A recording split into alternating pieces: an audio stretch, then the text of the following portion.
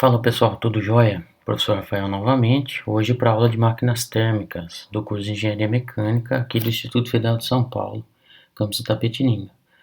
Todos são muito bem-vindos, né? Hoje nós vamos ter uma aula de exemplos para aplicação aqui dos conceitos termodinâmicos e da obtenção de propriedades termodinâmicas através das tabelas de vapor, né? Além de analisar estados, determinar estados e fases de substâncias, né? Tem bastante coisa pra gente ver. Vem com a gente que vai estar bem bacana a nossa aula.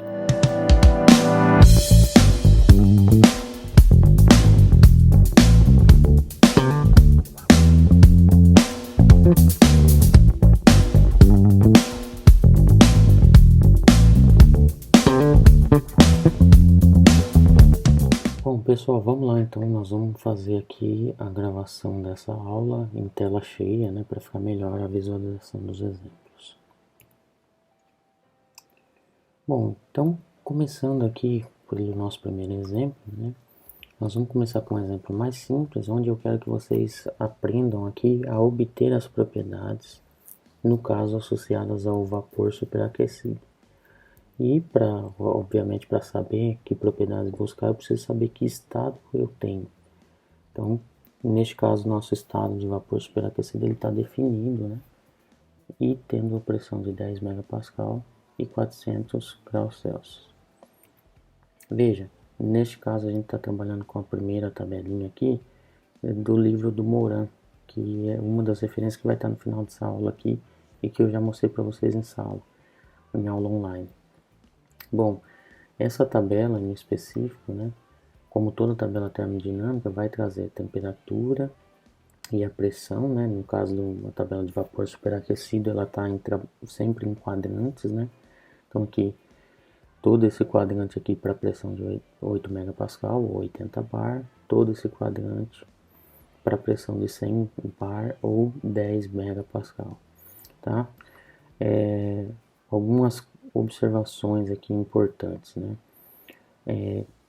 Para toda a tabelinha de vapor superaquecido, a gente vai ter, junto da pressão que a gente está analisando, a correspondente temperatura de saturação, que é o ponto ali onde começa, né?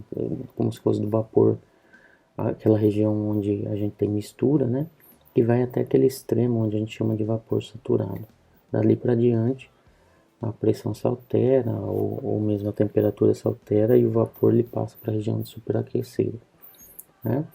Então, nessas tabelas a gente sempre vai ter as diversas propriedades que são úteis, né, para os cálculos termodinâmicos de um modo geral. Então, neste momento a gente está trabalhando mais com o volume específico, que é dado por essa letrinha grega aqui, o Ni, né? Mas a gente tem aqui energia interna, entalpia, entropia, né? São as propriedades utilizadas aí ao longo das nossas aulas. A gente vai ver nas próximas aulas, vão estar aparecendo por aí, né? Mas nesse momento, como que a gente definiria, por exemplo? Primeiro, eu sei que é vapor superaquecido, vou numa tabela que é correspondente a vapor superaquecido. No caso do livro do Moran, a tabela A4 é uma tabela de vapor superaquecido. E aí, eu tenho que pegar o quadrante cuja pressão é correspondente. No caso, 10 MPa, que a gente tem aqui, o quadrante da direita. E vou na linha correspondente ao que o enunciado me deu.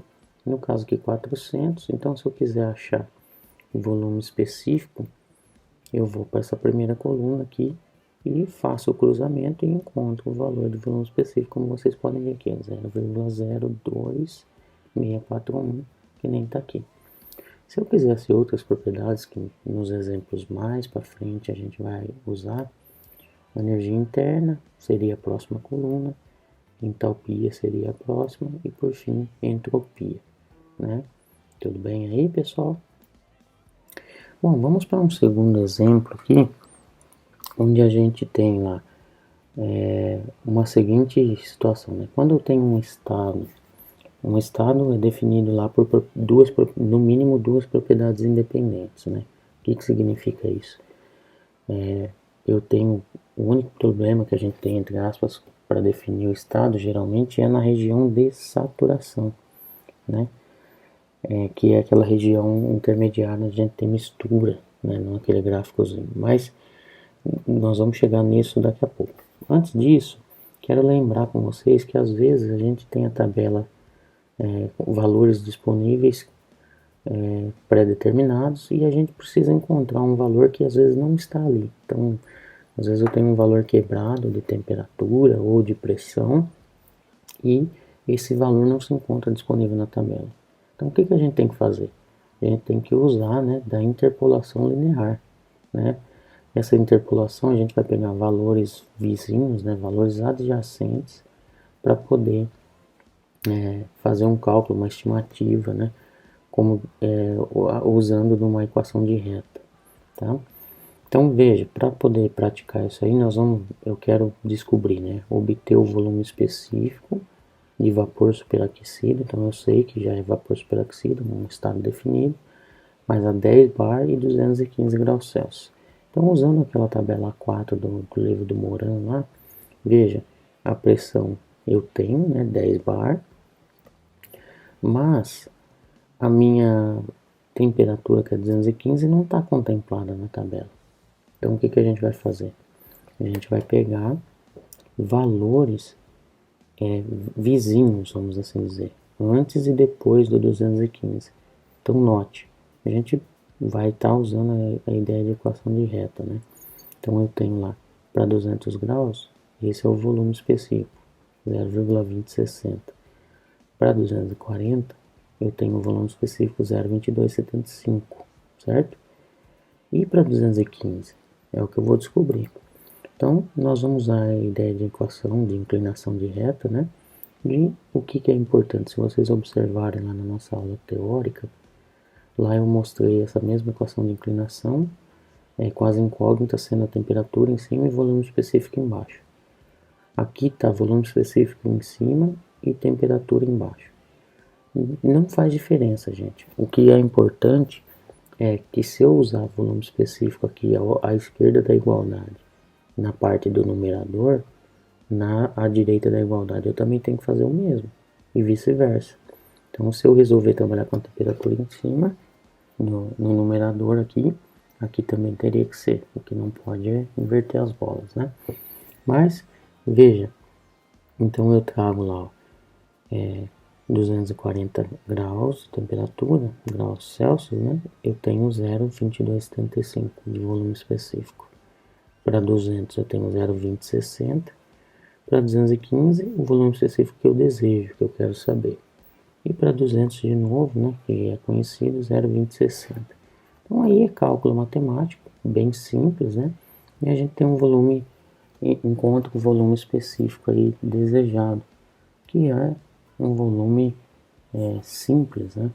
Não é nada muito difícil de fazer esse cálculo aí. E como vocês podem ver, o volume específico deu entre os dois valores, né? Entre 0,20 e 0,22, o que está coerente. Bom, pessoal, então, falando da região de saturação, né? O que a gente tem aqui, antes de a gente ir para o nosso próximo exemplo? Pegando um esboço de gráfico aí, como vocês podem ver, a região de saturação é essa região aqui central, né? Onde a gente tem uma mistura bifásica, né? Onde eu posso ter, onde ocorre a transformação de fase de líquido para vapor, seja qual for a substância. Então, se eu tiver só pressão e temperatura, nessa região eu não consigo definir o meu estado. Lembrando que um estado eu consigo saber o ponto exato, as propriedades, todas aquelas propriedades de energia interna, volume específico, entalpia, entropia. Eu conseguiria definir exatamente isso que me diz como sendo um estado. Se eu simplesmente falar assim, eu tenho uma amônia saturada com temperatura tal, pressão tal. Legal. Eu sei que se encontra aqui nessa região. Mas se está bem aqui no começo, lá no final, no meio, não dá para saber. Então eu tenho que ter uma terceira propriedade que vai me permitir, né, ter duas independentes, uma além então da pressão ou da temperatura. Normalmente a gente acaba usando o título, mas poderia ser qualquer uma daquelas outras propriedades. Volume específico, entalpia, energia interna, entropia, tá certo? Então, veja, no caso do livro do Moran, onde que estão essas tabelas, essas propriedades da região de saturação, para o caso do vapor d'água? As tabelas são A2 e A2E, ou A3 e A3E. Na verdade, a tabela A2 ela está tabelada em função da temperatura e com unidade do sistema internacional. Quando tiver o índice, o final E aí, é que são as mesmas propriedades, os mesmos dados, mas em unidades inglesas, certo? A tabela A3, por sua vez, né, e A3E é tabelada em função da pressão. O que muda? A gente tem aqui a tabelinha, né, com valores regulares, assim, redondos, vamos assim dizer, de temperatura, no caso da A2. E a pressão sai correspondente a essa, e ela sai, vamos dizer assim, irregular, né? No caso da A3, isso inverte, a pressão é que vai ser regular e a temperatura vai ser a sua correspondente de saturação, que não é redondinho, não é bonitinho, né? Então, veja, uma coisa importante de a gente ter, se eu quiser obter dados de líquido saturado, ou seja, que tem aquele, no caso do inglês, um índice F aí, né, propriedades do líquido saturado, do volume específico de líquido saturado, lembrando que o líquido saturado está aqui à esquerda, né? Então, dependendo da temperatura, se for mais alta ou mais baixa, são aqueles pontos extremos no nosso esboço à esquerda, certo? Líquido saturado. Caminhou um pouquinho para a direita, para dentro da nossa curva aqui, já deixou de ser líquido saturado. Já é uma mistura saturada, tá certo? Então, a gente vê aqui tanto para o volume específico, energia interna, entalpia, entropia, a gente tem os valores. E alguns detalhes para a gente observar, né? Alguns livros, que nem esse aqui, ele traz a entalpia de evaporação. O que é isso? A diferença entre a entalpia de vapor e a entalpia de vapor saturado e de líquido saturado. E a gente tem aí o valor já subtraído, já feito prontinho. Vocês vão ver que quando a gente estiver trabalhando com a entalpia lá nos nossos cálculos, isso aqui se justifica na tabela já trazer prontinho assim pra gente, porque a gente usa muito esse cálculo de diferença entre uma e outra. Então acaba sendo útil, né? Muito bem. Similarmente, a gente consegue os dados de vapor saturado, né, que no inglês o índicezinho ali é um G, né? As propriedades, então, também está na mesma tabela, ó, que é o ponto à direita da nossa curva, lá, se eu subir mais ou baixar a temperatura aqui, sempre no extremo, encostando nessa linha de saturação, a gente tem um vapor saturado, a partir do ponto crítico lá, né? Sempre vapor saturado. Certo? Mesmo raciocínio do que lá para o líquido saturado. Se tiver um pouquinho para a esquerda, já deixou de ser vapor saturado, já é uma mistura bifásica saturada. Tá ok?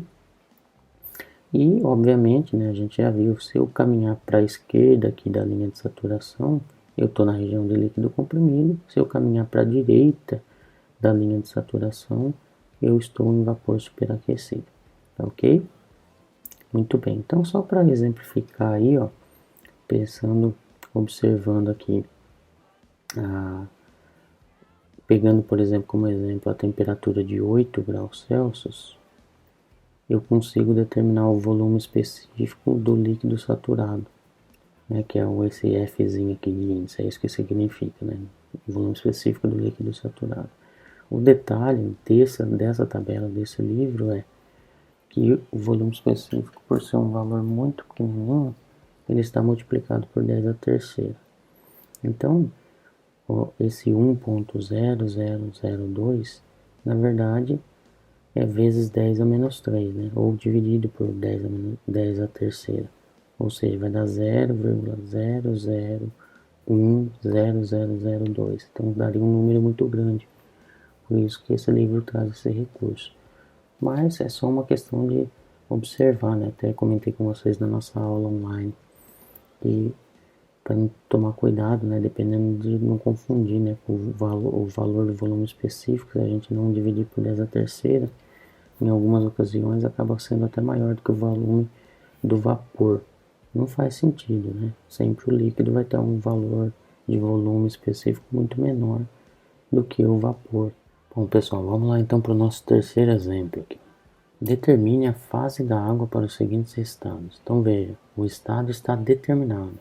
O que eu quero saber quando eu digo assim, determine a fase, é se é líquido comprimido, se é mistura saturada ou se é vapor superaquecido. Basicamente é isso, tá? Então, vamos começar pelo da esquerda, que a pressão é de 10 megapascal e o volume específico foi dado de 0,003. Note, nós estamos falando de duas propriedades que são independentes em qualquer região, seja à esquerda ou à direita da saturação ou mesmo nela. Então, eu vou escolher trabalhar aqui com um gráfico de pressão por volume, neste caso, e para poder fazer o nosso esboço, eu vou trazer dados aqui daquela tabela da internet que eu falei para vocês, que é uma tabela de pressão também, né, mas apenas para a gente praticar com as várias tabelas aí e se encontrar aqui nos dados. Veja, pegando aqui a tabela 5, que é uma tabela em função da pressão, né, vou fazer um esboço lá da minha linha, né, da minha isoterma aí no caso, e vou pegar os dados aqui para 10 megapascal. Veja, para 10 megapascal a temperatura de saturação correspondente a 311, e aqui, ó, nesse exemplo, o que nós vamos fazer? Não foi nos dado o volume específico? Foi. Então nós vamos estabelecer esses pontos aqui, ó, e fazer uma análise. Os pontos de líquido saturado e de vapor saturado. Então, a gente tem aqui, ó, esses valores. O volume específico do líquido saturado, 0,001452. E do vapor saturado, 0,018026. Veja, 0,003 tem dois zeros e o primeiro número aqui, algarismo significativo depois dos dois zeros, neste caso aqui é 1, enquanto que lá é 3, ou seja, esse número aqui é maior do que esse, então estaria mais à direita, certo? Muito bem. Quando eu venho para o segundo aqui, eu tenho 0,018, opa, só tem um zero depois da vírgula, enquanto aqui eu tenho 2, ou seja, esse número aqui, que é do enunciado, com certeza é menor do que esse valor. Então eu tenho que, independente se está mais para a direita ou para a esquerda, já que isso aqui é um esboço, não está em escala, esse valor está aqui no meio. Se está aí no meio, o que a gente tem? Como vocês podem ver aqui, ó, a gente tem o nosso ponto, nosso estado, né, sendo definido na região do que? De mistura bifásica saturada, tá ok? Então é bem simples, né? Basicamente usando os limites aqui que a gente conhece por tabela, se está nessa região de saturação, a gente sabe que está aqui no meio, não exatamente aonde, né? A gente teria que ter um título para calcular exatamente onde está, mas a gente sabe que se encontra nessa região, com base nos dados da tabela. Vamos lá.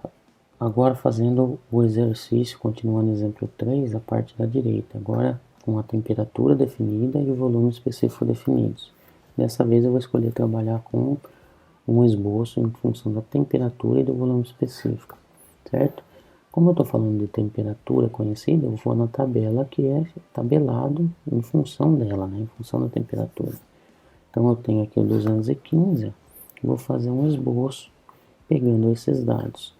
Então a minha pressão de saturação correspondente a 2,104, está lá, né? Minha isobárica agora. E eu vou usar de novo esses limites, ó.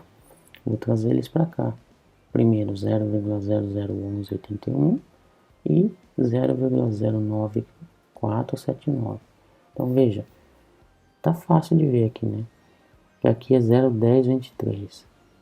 Com certeza é maior do que esse número, tem dois zeros depois da vírgula. E aqui, ó, eu tenho um zero depois da vírgula, 0,09. Aqui é 0,10. Então, esse valor aqui, ó, com certeza está à direita, né?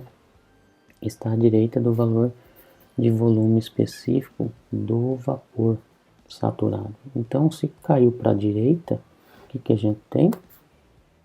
Eu tenho na mesma temperatura, né, que é dado no problema, lá na mesma linha horizontal, um ponto mais à direita na região que a gente conhece como vapor superaquecido.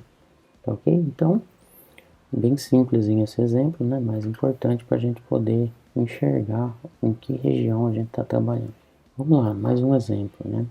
Agora nós vamos trabalhar aí com a água a 100 kPa com um título de 25%. Então veja, se falou para a gente que tem título, qual que é a primeira coisa que tem que ter em mente? Que nós estamos na região de saturação. Não faz sentido dizer se eu tenho título lá em líquido comprimido ou mesmo em vapor superaquecido. Se eu estou em líquido, eu só tenho líquido comprimido. Se eu estou em vapor superaquecido, só tem vapor, não tem mistura. A propriedade de título só faz sentido na região de saturação, onde existe uma mistura, tá ok? Bom, aí acontece um processo, né, que a gente diz aí que a temperatura está sendo aumentada de 20 graus numa condição aí de processo isobárico, ou seja, a pressão constante. E aí perguntam para a gente qual que é o novo título e qual que é o novo volume. Então nós vamos, para conseguir enxergar melhor, fazer os esboços.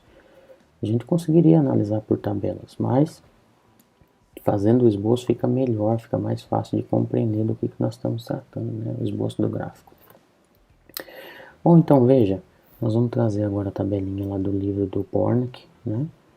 Que é uma outra tabela onde a gente vai encontrar propriedades as mesmas propriedades, tabeladas um pouco diferente, né? Mas vamos lá. Então, para começo de conversa, vou pegar lá numa tabela em função da pressão, né? A entrada de pressão, né?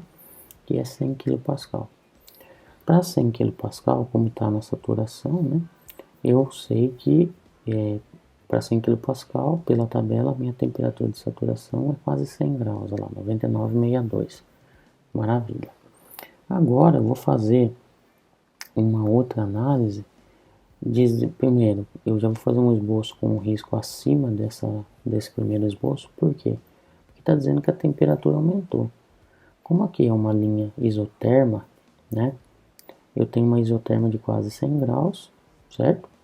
E vai ser aumentado 20 graus nessa isoterma. Então, eu estou com uma pressão acima, mas a temperatura também está acima. Então, eu vou lá numa tabela em função da temperatura e vou pensar, a nossa temperatura era de 99,62. Eu não vou achar numa tabela 119,62. Mas, para efeito de comparação, para o que a gente quer estudar, cabe esse arredondamento. Vamos pensar que é 100 graus aqui e a gente vai usar o 120 da tabela ali, ó, que está dado. Então, veja, para 120 graus Celsius, eu tenho uma pressão de saturação correspondente de 198,5, certo? Agora, o que nós temos que pensar? No primeiro momento, veja, eu tenho dois estados definidos. Um estado inicial, acontece um processo e eu tenho um estado final, certo? No estado inicial, eu tenho um título de 25%, ou seja, mais ou menos no primeiro quarto aqui, né, a gente sabe que aqui o título é 0 e aqui o título é 1, né? Então você 0,25 ou 25% estaria mais ou menos por aqui. Aí acontece o processo, e aí a gente tem que ter em mente, o processo acontece de modo isobárico. Eu estou num diagrama de pressão por volume específico. Se acontecer um processo isobárico, a gente tem que ter em mente o seguinte, eu não posso variar nem para cima nem para baixo, tem que trabalhar na horizontal, ou seja, vou manter nos 100 kPa aí.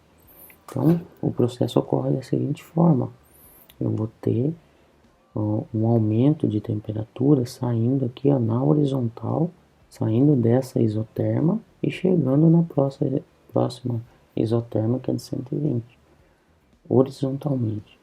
Então, eu tenho aqui, fazendo aquele arredondamento, né, que vai chegar nos 120 graus, e eu consigo saber que com esse processo, o meu vapor que estava aqui saturado com 25% de título, ele foi lá para a região de vapor superaquecido. Então, obviamente, na hora de calcular o novo volume, eu vou precisar usar a tabela para vapor superaquecido. Veja então que, respondendo às perguntas do exemplo 4, a gente tem o novo título. Como eu saí da região de saturação e fui para a região devido ao processo isobárico, para a região de vapor superaquecido, não existe um título a ser definido. Não faz sentido dizer que tem um título, sendo que toda a minha substância está na condição de vapor superaquecido no caso. Só existe título se eu tenho mistura bifásica, tá ok? E aí, para definir o novo volume, como é que a gente faz? Eu vou lá para a minha tabela de vapor superaquecido. Se vocês observarem por a tabela desse livro, do Bornek, eu vou ver que para 100 kPa, né, que a temperatura de saturação é 99,62, eu não tenho um range aqui que chega no 120, mas eu tenho 150 e tenho 100. Então, dessa forma, eu vou usar o que? Uma interpolação linear, como a gente já fez no exemplo para trás, aí, pegando os dados adjacentes. Fazendo o cálculo bem simplesinho lá de inclinação de reta, a gente chega no volume específico lá para o nosso vapor superaquecido agora de 1,792 metros cúbicos por quilograma. Tá ok? Bom, pessoal, então vamos para o nosso quinto e último exemplo, né? Agora a gente vai trabalhar com substâncias diferentes, né? Mas basicamente eu quero que seja determinada a fase da substância para os estados. Então veja, determinar a fase, eu quero saber basicamente se eu tenho mistura bifásica saturada, se eu tenho líquido comprimido, se eu tenho vapor superaquecido. Basicamente é isso. Os estados estão definidos. Para a água a 100 graus Celsius e 500 kPa, para a amônia a menos 10 graus Celsius e 150 kPa, e para dióxido de carbono a menos 12 e 2,5 MPa. Então nós vamos começar sempre, aqui começando pelo da esquerda, né? Nós vamos partir para fazer o nosso esboço a partir de uma tabela de vapor saturado, né? No caso, vapor d'água saturado. Por quê? A gente não sabe se a água está saturada, mas aqui a gente tem os nossos limites, né? Vamos assim dizer. A gente vai estabelecer esses valores aqui que delimitam a saturação e as demais regiões, né? Então veja, para 100 graus Celsius, o que a gente tem aí? Ó? Uma pressão de saturação de 101, certo? E aí a gente vê que a nossa pressão dado no enunciado é muito maior do que isso. Então a gente vai lá na tabela de vapor saturado ainda, né? Vapor d'água saturado, mas em função da pressão. E aí, para 500, né? Que é muito maior do que o 105, por isso a gente faz o esboço já aqui em cima. E a gente tem aí uma temperatura de saturação de 150, que também é maior que 100, obviamente. E o que a gente tem que observar aqui? O que a gente tem que observar é que o lugar onde vai ter o cruzamento, né, vai fazer as duas propriedades serem aquelas que estão no enunciado, é a temperatura de 100, ou seja, horizontalmente tem que estar nesse nível, né, porque eu estou em um diagrama de temperatura por volume, mas a minha isobárica aqui, ó, não é essa da saturação. A isobárica que está correspondente com o nosso enunciado é aqui a de 500, né? Então a gente tem o cruzamento da informação aqui. Isso mostra pra gente que nós temos o quê? Um líquido comprimido. Então o que a gente tem? Eu tenho que a pressão, né? Analisando do ponto de vista da pressão, a minha pressão para 100 graus Celsius aqui, a pressão que está aplicada é muito maior do que a de saturação. Eu estou de fato comprimindo meu líquido, né? Se ele tivesse numa região de saturação, ele estaria mais solto, ele poderia estar ocupando um volume maior, mas ele está sendo comprimido com uma pressão muito além do que essa. Então, ele está comprimido. Essa é a ideia de água líquida comprimida, como está escrito aí em vermelhinho. Agora, se a gente fizer analisar esse mesmo ponto, exatamente esse mesmo ponto, sob o ponto de vista da temperatura, veja o que a gente tem. A nossa temperatura aqui, dada pelo enunciado, é 100 graus Celsius, certo? Muito bem. Mas, para a mesma pressão dada no enunciado, a temperatura que seria de saturação é de 150. É muito maior do que a de 100 que a gente tem. Então, olhando sob o ponto de vista da temperatura, a gente tem uma temperatura do nosso estado muito menor, né, do que a temperatura de saturação que seria para aquela pressão dada. Então, a gente, olhando sob esse ponto de vista, a gente chamaria esse ponto aí de água líquida subresfriada, ou seja, com uma temperatura abaixo daquela que seria a sua temperatura de saturação. Como já disse na nossa aula online, nós estamos olhando o mesmo ponto e muitos livros acabam adotando uma única nomenclatura, que é a nomenclatura de água líquida comprimido, de líquido comprimido, seja água, seja outra substância. E é o que a gente vai adotar também na nossa disciplina. Embora, eventualmente, nos estudos aí vocês podem encontrar em alguma literatura sendo chamada essa região de líquido subresfriado. Então, para saber do que se trata, fica aqui o registro, né? Mas daqui para frente a gente trata essa região sempre como líquido comprimido, tá ok? Então, nosso primeiro exemplo aí, nossa primeira parte do exemplo é que a água está no estado, né, de líquido comprimido para 100 graus Celsius e 500 kPa, ok? Vamos adiante. Bom, vamos lá então para a segunda parte do exercício, agora tratando da amônia a menos 10 graus Celsius, 150 kPa. Então, para fazer o nosso esboço, obviamente a gente está tratando de outra substância, nós temos que buscar, né, propriedades para essa substância. Novamente, trabalhando com propriedades para a amônia, no caso aí, saturada, para a gente estabelecer aqueles extremos aí. Então veja, nós temos aqui para a amônia, no caso do livro do Bornak, para esse apêndice, a amônia tabelada apenas em função da temperatura. Mas tem um range de pressão, embora com números quebrados, que vai nos satisfazer, vocês vão ver, certo?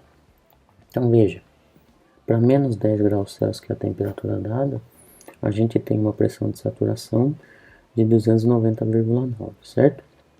Muito bem. E aí, pegando perto dos 150, a gente tem 151 aqui, mas não seria o ideal, né? Por quê?